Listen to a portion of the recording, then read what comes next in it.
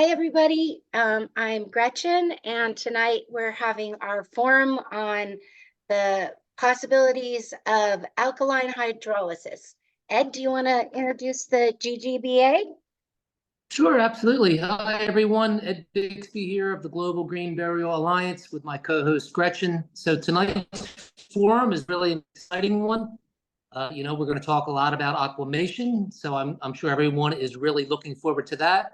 And as far as the Global Green Burial Alliance is concerned, if you are not a pledge member, please take the pledge as a consumer or a provider and become part of our network and social upbringing of everything green. So Gretchen, if you'd like to introduce our guests. Yep. So tonight, as I said, is the possibilities of alkaline hydrolysis, or otherwise known as aquamation. And we have three guests tonight. We have Alexis McCurdy, and she is the co-owner of Green Farewells. It's an eco-cremation provider in Las Vegas, Nevada. And Green Farewells is the first Black-owned aquamation facility in the world, which is very exciting. And they're super busy on Facebook, and there's all kinds of great things to catch up with them on there. And then we have Rachel Bernhardt, who is the owner of Flameless Cremation Services, a water cremation facility in south-central Alaska. Rachel is on the board of directors for Alaska Natural Burial and Alaska End of Life Alliance. And she's also on Facebook, and I put all of our guests' websites in the chat, except you, Nicki, if you could put where people could reach you on there. I wasn't sure. So you had a couple places, I think. And moving on to Nicki, we have Nicki Mikolai, who is the sales manager of Resomation America, a manufacturer of water cremators that serves the North and South America. So, and Nicki had chimed in on one of our previous forums. She was full of information, and I just found out that she also has a TikTok. So that's probably a lot of fun to follow and learn more about aquamation on there. So, and all of our guests are familiar with each other, so that's exciting. And I just wanted to read something really quick to start us off, and that is aquamation uses 90% less energy with 10 times less CO2 emissions. It's a clear environmental choice compared to a single flame cremation, which produces an average of 534.6 pounds of carbon dioxide, not to mention the toxic emissions from mercury, silver, and dental fillings. Any implants, including artificial joints, pacemakers, or fillings, can be recycled safely after the process is completed.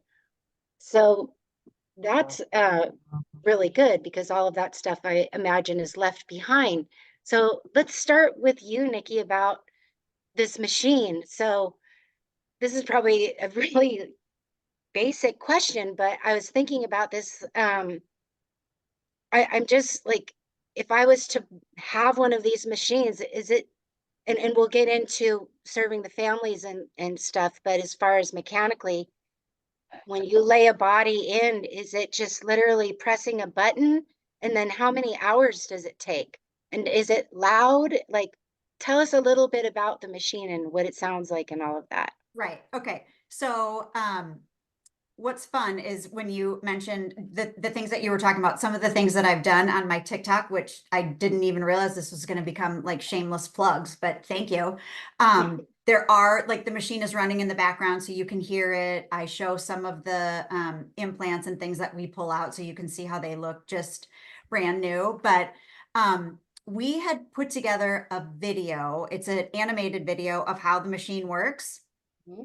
And we actually use it on our stand at different conventions. And so if I'm able to share the screen, I think it's like 1.5 minutes, but I think it's a great visual to show everybody. So Alexis uses a different machine than what I show. So I don't know if she's going to show pictures and things like that. So this is just an example of the Resomator, but Am I able to show that? I just think it's a great, it Yeah. gives me kind of a great visual of like, how does this Absolutely. even work? Yeah, we'd love Yeah, to. I Nikki, think Okay, should be able to share. okay, yeah, absolutely. That's critical to the conversation. okay, let's see here. Share screen. Okay, let's see. There we go. Yep. Okay, so let's get out of all this stuff here. And I believe it is, wait, hang on. Give me a second. I always hate this part when you're trying to, oh, here it is. Okay. No, it's okay. Now I just want to make sure that I have sound shared because there's sound in the video. Does anybody know? I feel like there's something extra that you have to. Well, let's play. Let me know if you can't hear this. I will. Okay. So let me just start it up here. Just give me 2 seconds. The patented Resomation unit in its own Can you hear? synthetically designed room. Outside of this room is all the various supporting Okay. equipment with the necessary interconnecting pipework and electrical connections discreetly laid out. The Resomation S750 has been designed to look respectful and clean. All the systems are fitted with a clear touchscreen interface to input the parameters of the deceased and monitor the process. The unit is fitted with the LBDC quick lock door system, renowned for its ease of operation and safe containment of pressure. The tray inside the unit can be easily removed onto an external trolley. The deceased, within a bio pouch and a woolen shroud, is carefully placed onto the tray, the weight recorded before loading into the resonator. The door is closed and locked, with the required parameters entered on the touchscreen interface. The entire operation of the process is carried out by the sophisticated control system, filling with the correct amounts of liquids, heating to the required temperature, and circulating so that the body is gently broken down. All is then cooled. The system then performs a heat and rinse cycle to ensure the bones are completely clean. Once the cycle has ended, the tray is removed and the bones are carefully transferred into a separate tray to be dried, cremulated, and returned to the family as ash. Oh, that was great. Right? Yeah. So can that machine I mean, be, my work here is done. I mean, everybody gets it. well, so can that machine be used it can be used in a funeral home? Could it be used at a cemetery as well? Yes. So we sell to, funeral homes or, cemeteries. If they wanted to put that on their ground, we would help them kind of set up and figure out the design of the facility, working with our engineers as far as, electrical and plumbing and drainage. And we also have some medical schools, some body donation programs, Mayo Clinic, UCLA also use that. So when those body donation programs are done after a year and a half, they all go through the alkaline hydrolysis process, and then some return the remains to families, and then like UCLA, they're scattered at sea twice a year. Okay. Yeah. Somebody so oh, go ahead. So I was just Nikki, going to say, so with our machine, the average cycle is about 4 hours. And so I know ours is a high temp, high pressure. We're working on, tweaking some things within it. So we've actually gotten it to under 4 hours, which is great. Wow. Yeah. So, for a lot of people, I hear a lot from funeral directors like, well, that's too slow. That's not fast enough. Yeah, right. And I typically tell them, fast enough for who, right? Families are willing. If they really want this, they'll wait. I mean, you just have to kind of set that expectation of, how long is it going to take before you get these back? But Isn't a flame cremation longer than that? I thought a flame crem.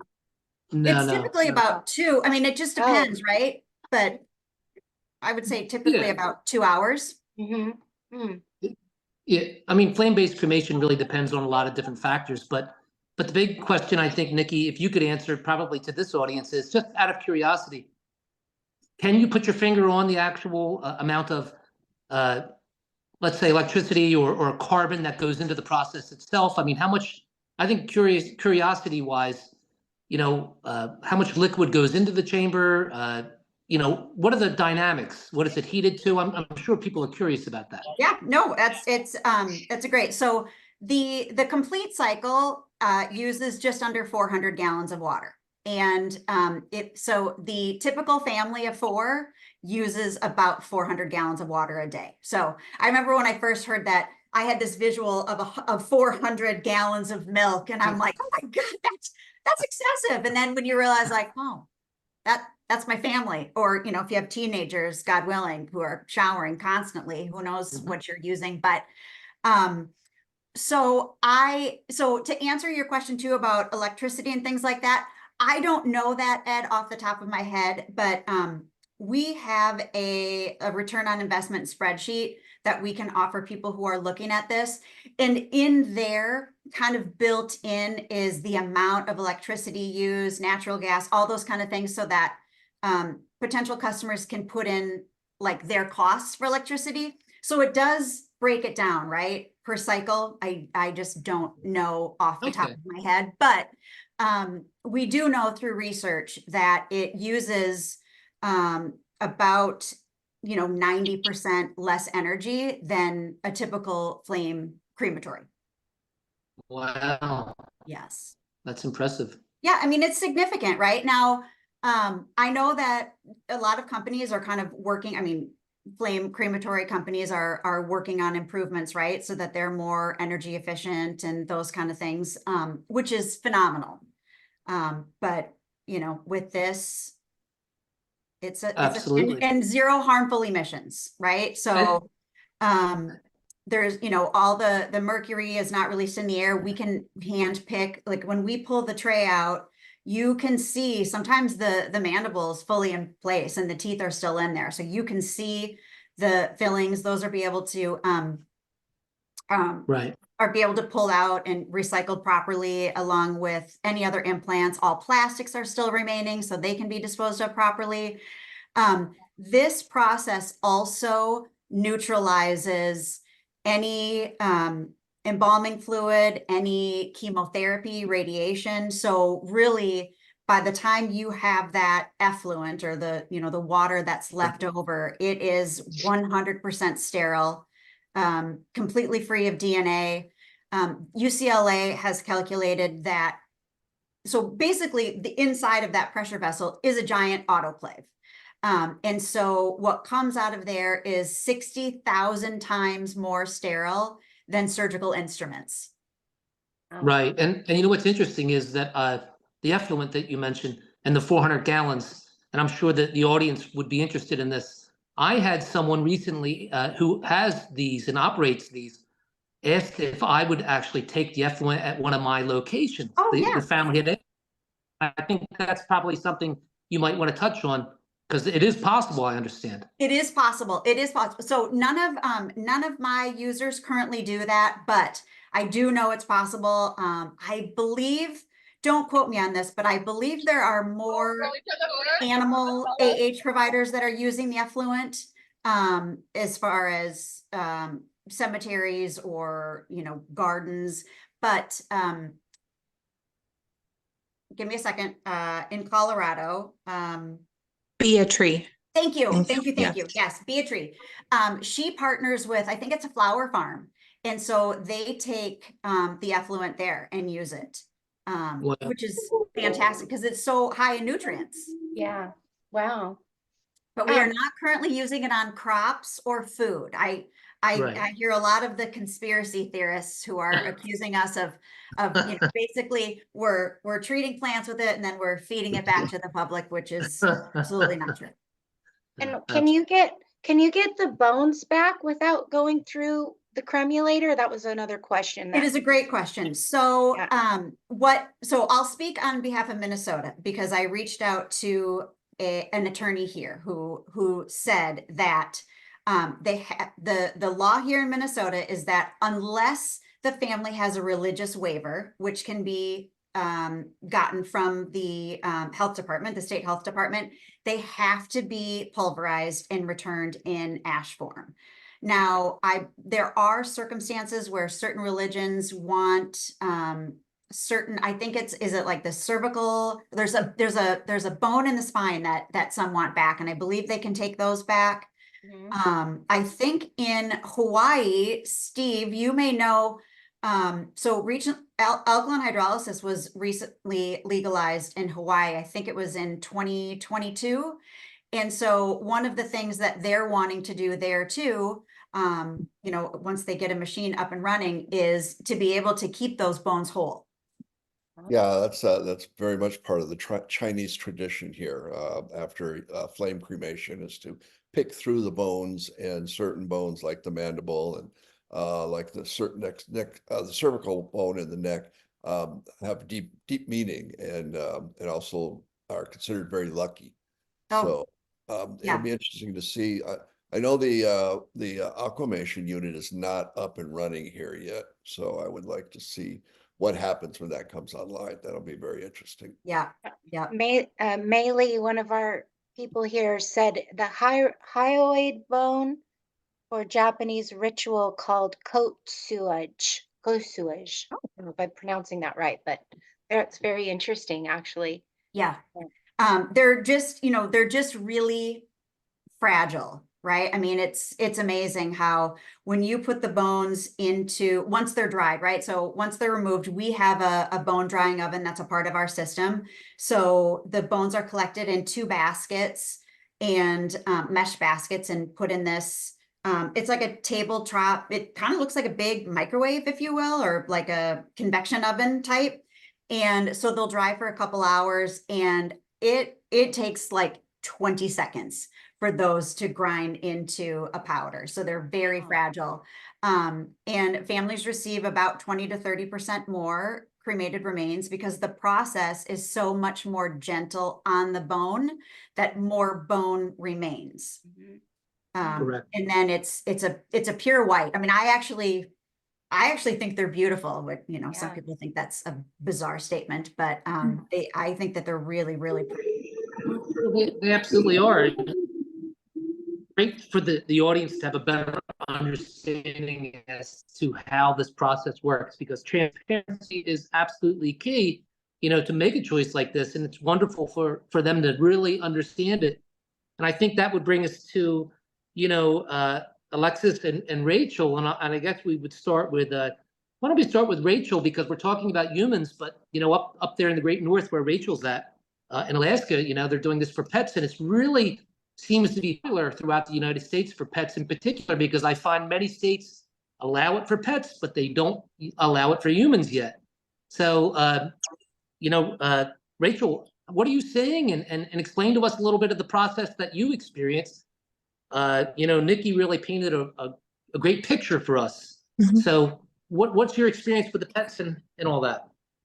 Sure, yeah. So at our facility, we only work with animals, and that's not necessarily, aquamation isn't illegal in Alaska, but it's not like explicitly legal. So we're kind of in this little gray area. The attorney strongly suggested that we go ahead and make sure before we make a huge investment to start offering services for people that were covered. But we did go ahead and pull the trigger and buy a animal machine, and I can show you guys what that looks like if you want. It's a similar concept as far as the chemicals that we use, and that there's water and heat and time. I'm trying to, can we see this? I see your home screen. Desktop and my messy desktop. There we go. Oh, wait. Okay. There So, you go. yeah, so this is the, our machine is manufactured by BioResponse Solutions, and this is before it's plumbed in, or even, I think it has electricity to it only. But it's a top load machine, and you can see I'm putting the lid on a basket. So there's 2 baskets that stack on top of each other, and they have dividers. So if I wanted to, we could run, you know, several cats kind of side by side in all of their individual compartments, or I can take all of those dividers out and do just one big dog at once. I could take the top basket out entirely and do like a miniature pony in there. As long as I just can't go over 550 pounds. Is that so? Ours is a low temp atmospheric pressure machine. So we don't ever get hotter than 204 degrees. And this process takes about 18 hours.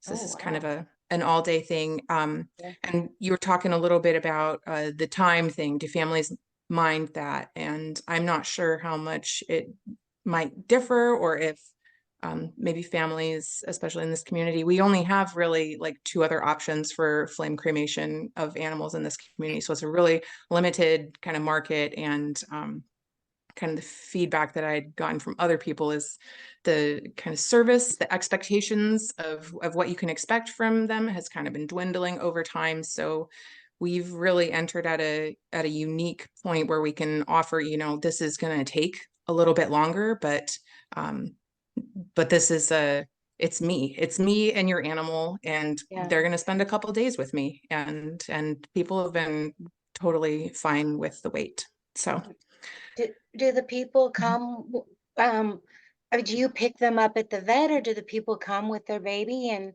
bring them to you, or? that's another good question too. So when we initially started, and we've had to pivot a little bit. So when we initially set out, I wanted to kind of sneak into the market right alongside the providers of flame cremation and be working primarily behind the scenes in a like business to business model with the veterinary clinics. And we weren't gaining a lot of traction. Where I was gaining traction was with mobile vets who were working with families in their homes, one-on-one, this kind of slower process, this more intimate personal process. And so we kind of pivoted and drilled down into that kind of market, and Yeah. it's really starting to pick up. So, and I like it. I love it. I'll maybe have one animal every few days, and it's kind of exactly what I want it to be. I know in my head I have everybody on a first name basis. We're not like numbers. Yeah. I do still use the cremation tags, but it's, you know, it'll be the Yeah. only animal I have in I there at once. So it's I been love really that. nice. Yeah. I Yeah, was gonna because ask I Bernard. feel like when you're at the vet and you have to go through that, which is horrible, It and is. then you leave it to the vet to handle it, you're not sure like what you're getting back. I feel like I'm not Yeah. entirely sure, you know? From a consumer perspective, I have also been through that, and it just felt a lot like I was getting swept up in a process that already, you know, like somebody was yoinking me onto a train that was already like moving at full speed, and I didn't really have any choices. And this is just the way it's done.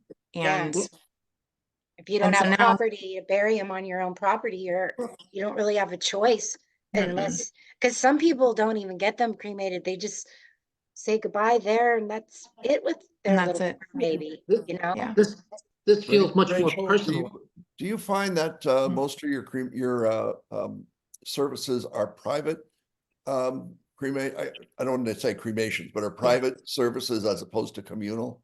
Absolutely. I'm about to pull communal just off the website entirely because I have yet to have anybody Yeah, go for that. So they've yeah, all been private. And Yeah, even I've reworded it because I have those dividers in there. I can do that divider model, but I've never run that machine with more than one animal in it. So I think that's nice. just the direction we're going. I think we're just highly personalized, one at a time.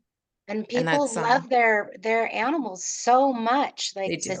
it's a equal in most a lot of families. I would say most families, you know, you want to take care of your fur baby the same as anything you love in your family. Mhm. Yeah, I think you're on the right path, Rachel. We get a lot of referral business from the mobile vets. They seem to be They're a lot more in tune with what we're doing. And exactly. my Mm. daughter works in a vet clinic, and she told me, says the vets really don't like to think about what to do when the pets die. They see that as a failure, so they don't really market those things to their clients as well That's as a mobile yeah. vet does. That's a really great observation. And I think it's the same in human medicine too. You know, physicians are trained to save people, to save lives. And there's this kind of like disconnect when you start entering palliative care, end of life care, hospice care, and then the death care industry, and they're separate. Yeah, And they are. so that's a really disjointed and kind of shitty experience for families to go through. And I think it's same in veterinary medicine. Not anybody's fault. I'm not, you know, pointing the finger at anybody. It's just the way that it's kind of worked out. So I know we were kind of talking specifically about processes, but because I'm already screen sharing, I could kind of just keep drilling down into what we're doing locally here. We also recently started offering what we're calling a Rainbow Bridge send-off. So it's a collaboration between a mobile veterinarian that I've done a lot of work with myself and a death doula. So we're offering the families the option to interface with just one of us, whoever you already have an existing relationship or not. Pick one of us, and we'll be kind of the primary contact person for that. But we're all going to show up for you. So you're going to have a death doula who's here to guide your family through this process, who's going to, you know, help. We can do paw prints together. Let's do some memory making. Let's get to know your family and design something for you that's going to be meaningful. And then you have the mobile veterinarian come in and do her thing. And then I'm there on the back end to button stuff up. So it's a more continuous kind of start to finish process for families that feels a lot more personalized and less like they're getting sucked into a system. We have our little. I love all of this. This is great, Rachel, because a couple of years ago, I went through end of life care with my beloved little dog. And I was at the vet all the time the last year. And then the day came, we had to put her down, and they put us in the separate room. And we went, you know, put her down. And I told the people, I'm like, it would be so nice if there was a grief counselor here or a death doula, or is there anybody here that kind of takes like a funeral director, like walks you through that very, very last part and then wraps up, you know, the body care afterwards and helps you through that.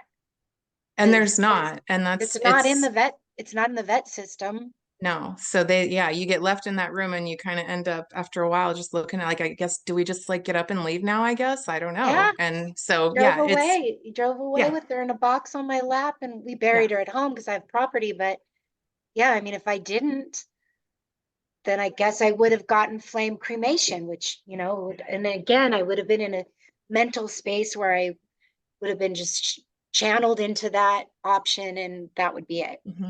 Yeah. So now, I'm happy to be able to offer families the option to do something a little different. So yeah, we dressed up the lobby area of the crematory kind of the best as we could with our still startup funds, because we've only been going since just December, excuse me.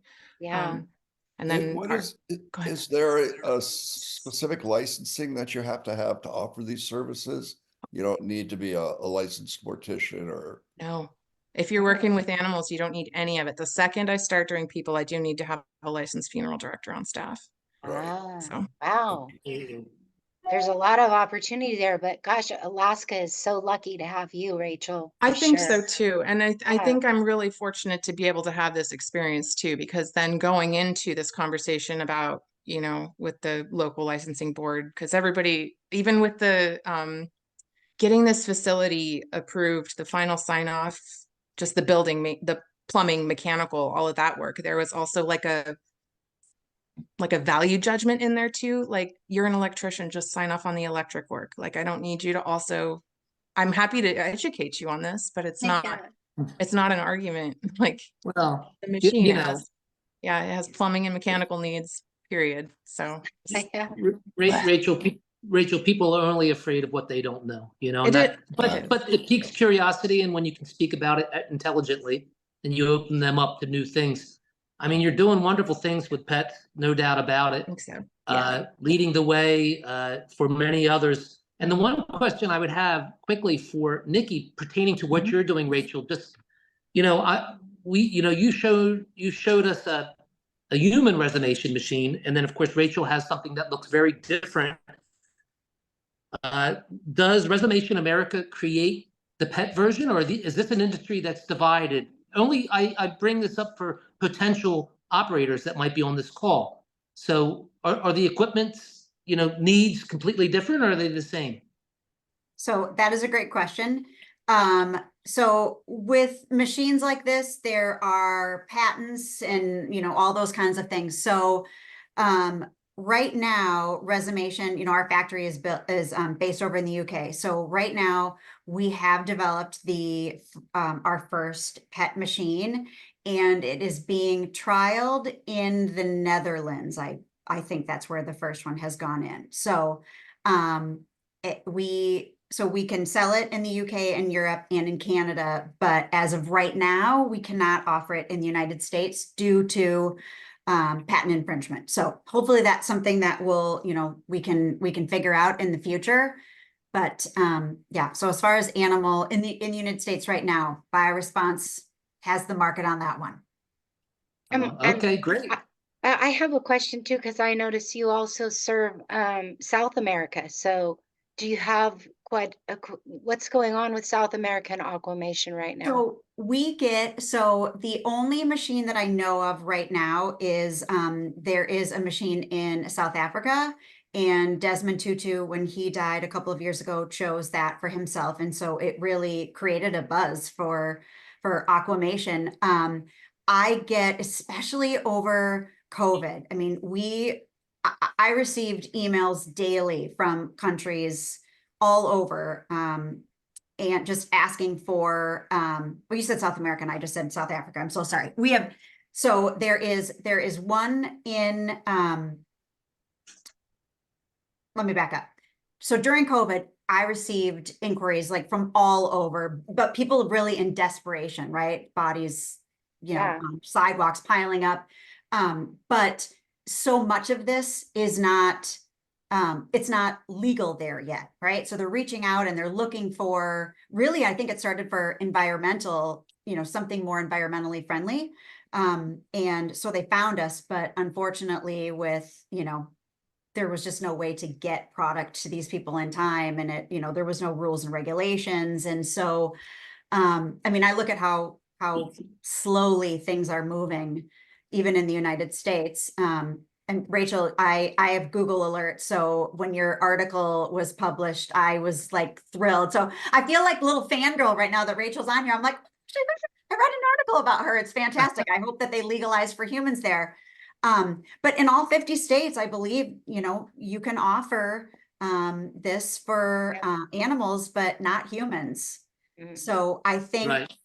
even with our company being based in the UK, it wasn't even offered there. So it's just now opening up, right? So there's we've got one running in Ireland. There's one that has been installed in England that was doing some trials. We've got a couple in the Netherlands. So we're faster than flame cremation by comparison when you look at how long it took flame cremation, right, to become what it is.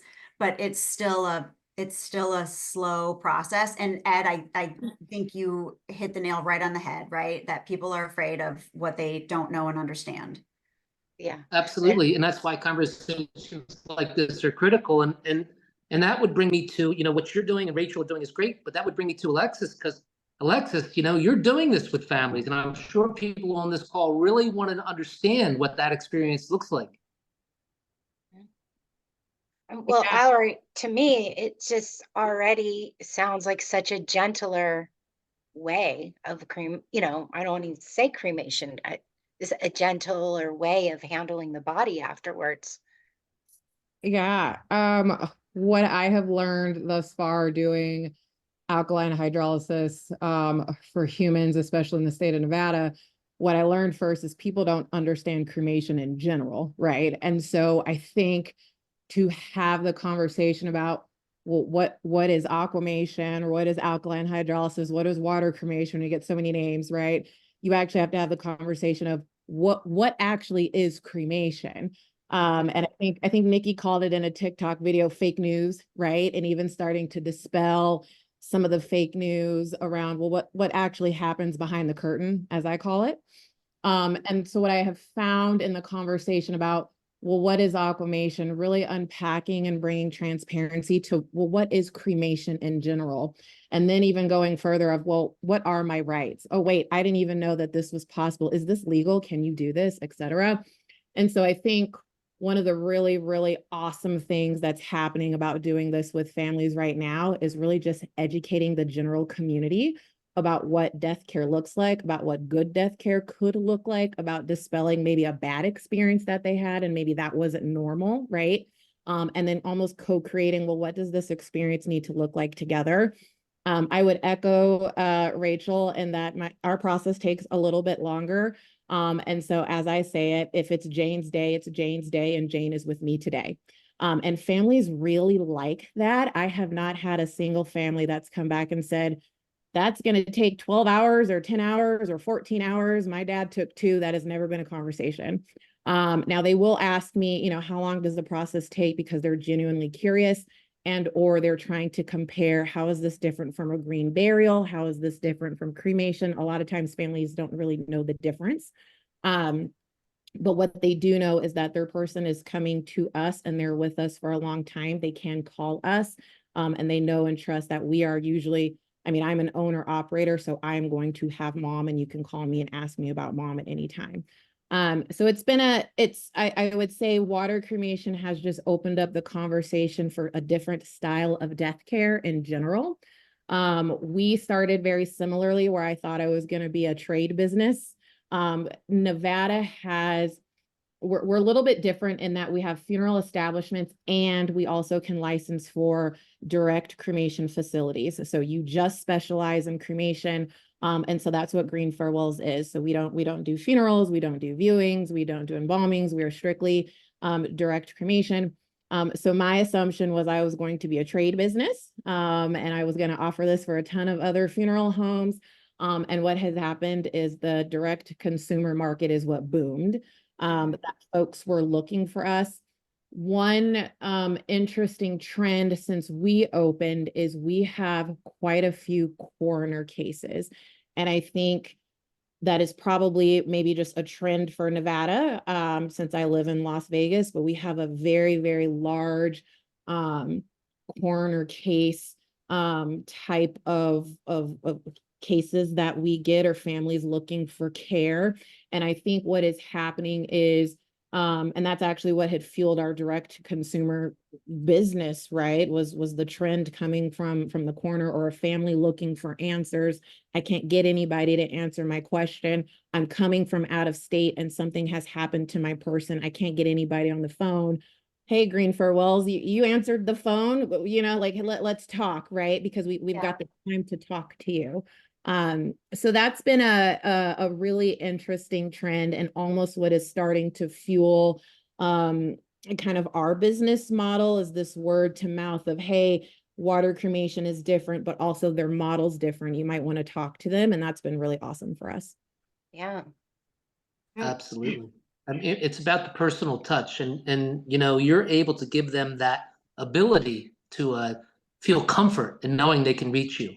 You know, it's not taking a ticket. You know, it's not like, you know, with a lot of the cremations that occur, as soon as they leave that funeral home, it's as if the family has no idea or control or even any knowledge whatsoever as to what's happening.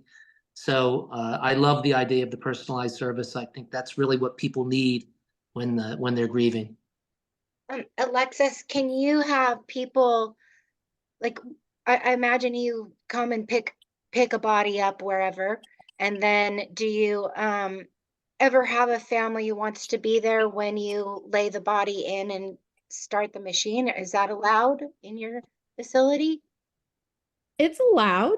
I haven't had that request from an actual family. I have had that from other trade partners who want that for their families, but I have not actually had that request from a family. Now, I do have families that want to come in because they want to meet me and talk to my funeral director and meet the people in person. I have them come in quite a bit because they still want an ID view and they want to see the machine. I get that quite a bit, and actually kind of look at it, ask questions. They want to ask how you clean it. I have a lot of families that will stand by their body and the machine and ask me questions there, but I have not had a family ask to actually put their person in the machine or be around. So it is available. And I'll share my screen since everybody had cool PowerPoints. My PowerPoint's not as cool. Oh, it won't let me Well, do the it. reason why I asked is because I know I'm always full of stories about myself, but I've had a lot of experiences. But I when I when I had lost my boyfriend, it was almost 30 years ago, to melanoma. I had a really hard time like letting go of the caretaking thing. So even after he died, I wanted to keep doing.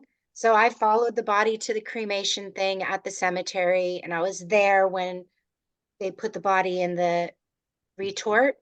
The man allowed me to like push the tray in there and talk to me a little bit while I did it. And, unbeknownst to me, looking back on it, in a way, that was my own little ritual, of doing that, even though it was such a simple thing.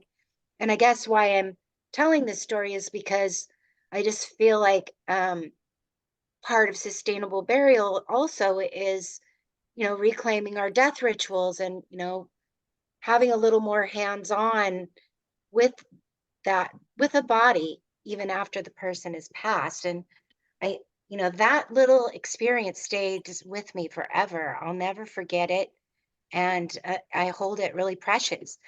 I think that, um, I think it's wonderful if, I know it's a machine, it's not the ground, but it's still a ritual. You're still caring for the body. I think so too. And it won't Yeah. let me share my screen for whatever reason. But the conversation that my co-managing partner and some other funeral home owners were talking about the other day, especially in Nevada, I think what's becoming really great with cremation is previously you didn't have these types of conversations about cremation, right? It was flame cremation.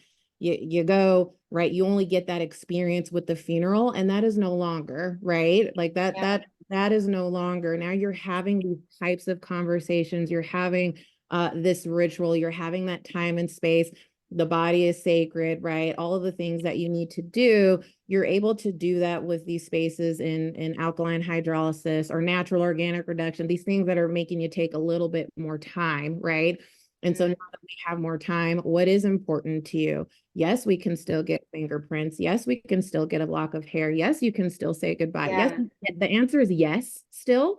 And Right. so now you can still get those yes answers without having to spend $10,000-$15,000 anymore, right? You can still feel really, really good about your choice, and you didn't have to make any trade-offs. And that's been really empowering. That's been empowering for our community. And also it's been really empowering for, I think, water cremation in general, especially how receptive folks have been in Nevada, because you can say yes to a lot more things than maybe you hadn't before.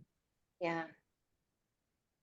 There's No, actually a lot of things you can do, more things that you can do than what you can't do, from what I hear. Here in Hawaii, they built a new cremation center a couple of years ago. It has 3 industrial retorts, and then it has one in a very nice room setting. And the family, it's for the Chinese population mostly, they really like to have the hands-on in the process. So it could be something that could be something that maybe the aquamation process could also support here. I'll just share real quick, just to No, jump in that, Gretchen, you were asking. So I work a lot with Bradshaw Funeral and Cremation Services here in Minnesota. They have our system, and I am fortunate enough that they let me go and, use the machine and kind of help them out. I am a funeral director as well. So I will, just kind of step in when they're overwhelmed or, need an extra pair of hands. And they do, it's not often, but they do have families who want to witness and participate, actually loading the body into the machine and pressing start as well, because it's such a powerful, yeah. And so we, try to make that happen, for whoever asks. So you wait, Alexis, it's coming. Yeah. Yeah. It was absolutely. really it was an amazing experience and whenever I tell anybody that story, they're like, wow, I can't believe he let you do that. I mean, that was 30 years ago, before people ever thought of doing that. You know what's critical to this conversation and for the people watching it too is to understand that, even though this is the final act, it's really not the final act for the family. So when it comes to receiving the cremulated remains, there are things you can do with them, and it fits into the natural burial world. You take the eco option of aquamation, and then people want to memorialize. And for instance, even within our facilities, we're planting trees with cremated or aquamated remains. I had that individual, like I said, with the effluent that wanted to know that if they were to take the cremulated remains and plant a tree, could they use that to water the tree? This is very meaningful stuff. So it doesn't end like a flame-based cremation for people. It continues on. And we're doing our first planting a tree with terramated remains. And that's a first for us. So I think for you operators out there, would-be operators, realize the sky's the limit. And for the people we're speaking to tonight, for them to, Alexis, you mentioned that, you would allow them to do it. Well, I commend you for that, because that's so critical for people in the healing process. So kudos to you. And I think I've seen a couple times on here, someone wanting to know, Nicki, what would something like this cost, for a potential operator?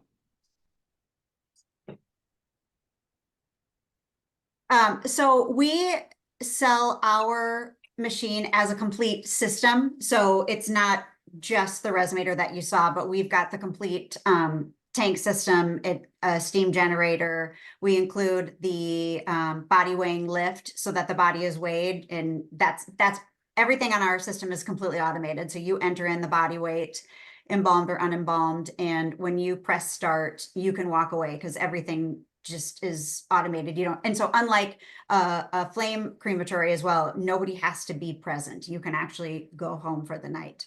But so for our complete system, it's about 500,000, and that includes the shipping, and we come out and commission and train the staff, spend as much time as we need. So it is more expensive than a bioresponse human machine. But, and I encourage everybody, right? Really look at both. They're different systems, and, people have different needs and what they're looking for. I wonder how much a cremation machine is. Are they really expensive? Does anybody Depends know? on the machine. Yes. Oh, Yeah, depending. There's some stuff coming out of Germany that's $500,000, but it's incredibly efficient. Yes, So the it's FT about the same. machines. Yep, Yeah, and what's all about crazy is FT is right down the road from our factory. oh, Yeah. So Yeah. again, it's like there's just like cars, right? Some people want the super fancy car and to do all these things, and other people just need some wheels to get them from A to B. And so just depending on what you're looking for. Yeah, I have a Right. technical question, if I can interject here for a second.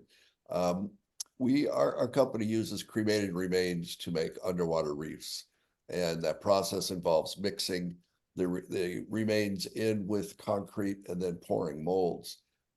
Is there a specific, what I'm interested in is how much moisture is actually left in the cremains that you provide, and so we can adjust our formulas to see what would work and what wouldn't. If they're dried properly, there shouldn't be any moisture, because the fear of moisture too is mold, right? And that can happen if they're not dried. So and if done correctly, Stephen, none. And the resomation machine dries them, right? No. So once that tray comes out, those bones are collected, and then we have a drying oven that they'll go in. Gotcha. Okay.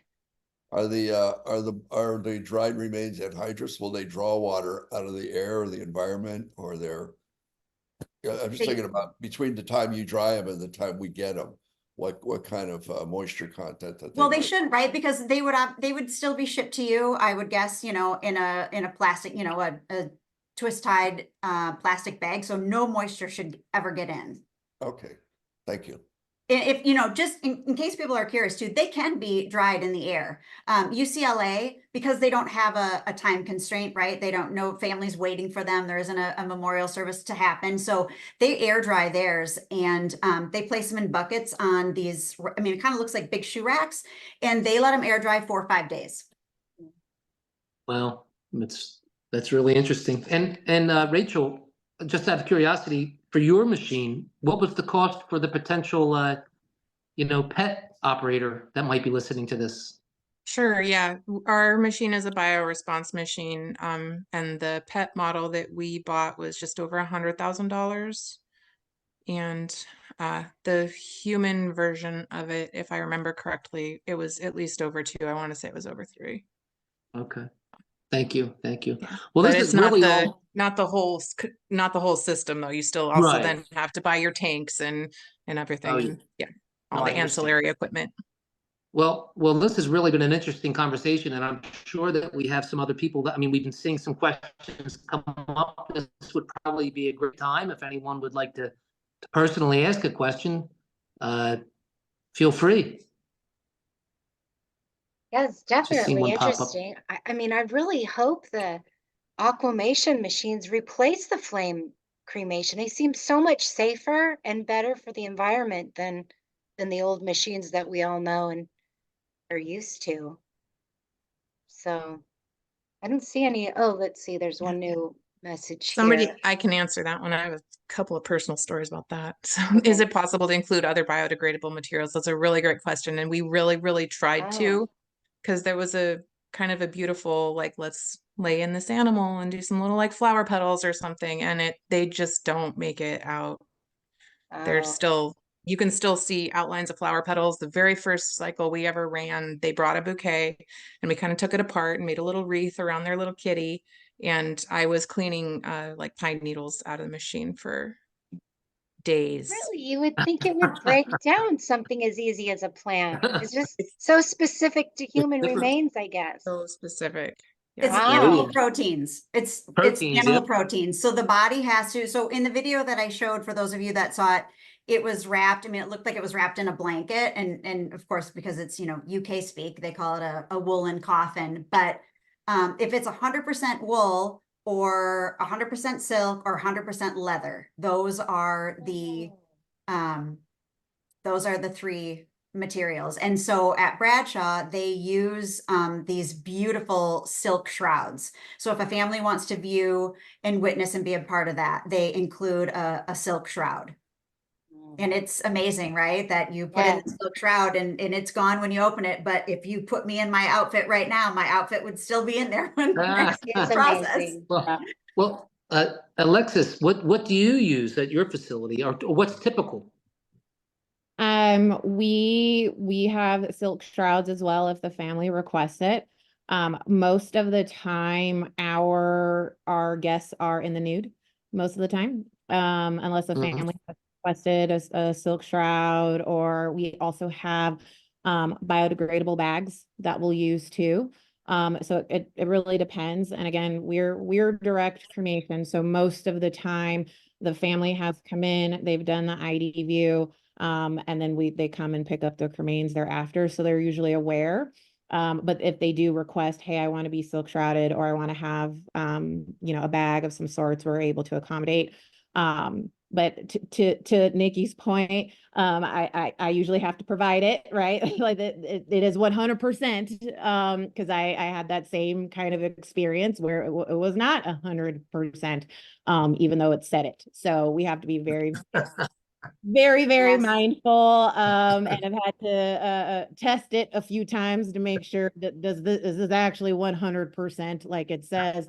So we have our favorites as well, but most of the time our guests go in the nude.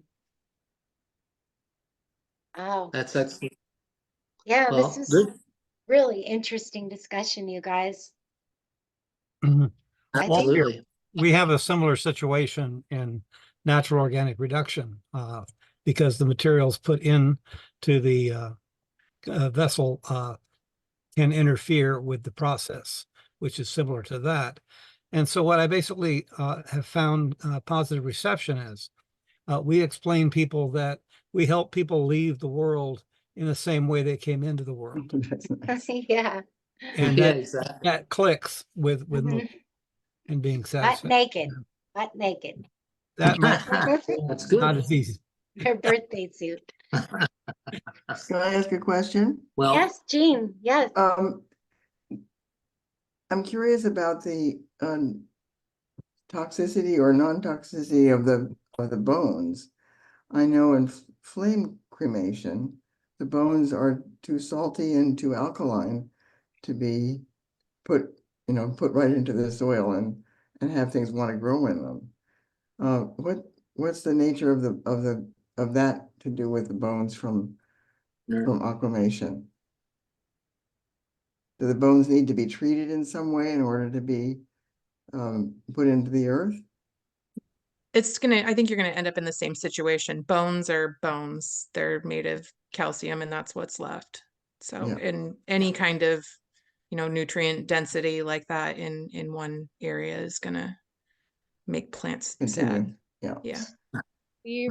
We've done, 'cause we've had quite a few people who want to take the hydrolyzed cremains and plant a tree or all of these pieces. So we've actually started partnering with Let Your Love Grow as well. Right. So that way they can neutralize the pH neutralize the ashes, so that therefore if they do plan on growing a tree or spreading ashes on the bush, they don't accidentally kill the bush. Right. So we've started also seeking other similar organizations with similar systems, right? Who know quite a bit about the science of it. And Yeah. that's very well received by our families as well. So we also keep a couple Let Your Love Grow units actually at our facility, because we get that question all the time of kind of what does this look like. So we've armed our funeral director and then my team with, here are some, I call them sister organizations, even if they don't know I exist. Yeah. Sister organizations that will probably help you get to where you're trying to go in terms of what makes the most sense for your family. And that has been phenomenal. So we Great. actually have a resource list that we give people that have similar. Oh, that's good. And I love Bob Jenkins from Let Your Love Grow. He's got a great product. We actually just did a spotlight with him, and yeah, Mhm. his stuff is great. I think Absolutely. my experience is that people don't realize that the cremains are toxic if they, for the ground, for the Yeah, plants, unless they do something.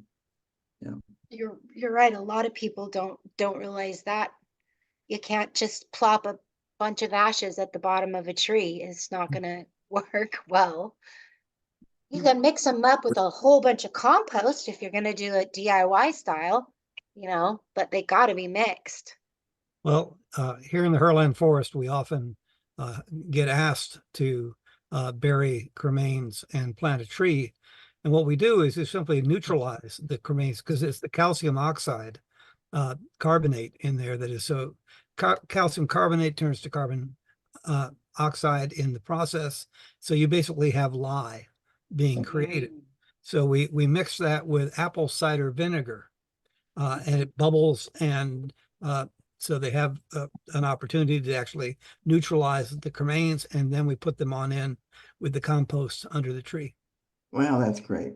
Yeah. Yeah, thanks, Walt. That's Walt, good advice. Walt's an expert in permaculture, so he really knows what he's talking about too. So, well, you guys, it's been an hour, so this was such a good discussion about the aquamation machine itself and the process and working with families. Absolutely. Yeah, we really appreciate your participation. And if anyone would like to reach out to any of our guests, I think they've posted up here probably tonight, how to contact them. But we hope that they can be an inspiration to you and help you in your process, whether it be choosing this as an option or creating a space or a facility to offer these things. So for the Global Green Burial Alliance, we thank you for a wonderful forum. Yes, Yep. thank you very Thanks much. for having us. I love talking about it. Yeah, I do too. And I'm just so proud of you guys. Are total pioneers in all of this and just making it happen for families and talking about it, even though you have to talk in public. It's scary. I still am getting used to it, but I'm just really glad you guys participated, and thank you so much. Anytime. All right. Yeah.